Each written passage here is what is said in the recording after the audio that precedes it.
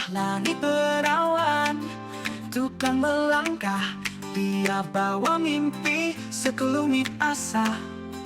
Dengan palu dan pahat, dia bangun cerita, mengubah serpihan kekacauan jadi harmoni yang indah. Sang arsitek buat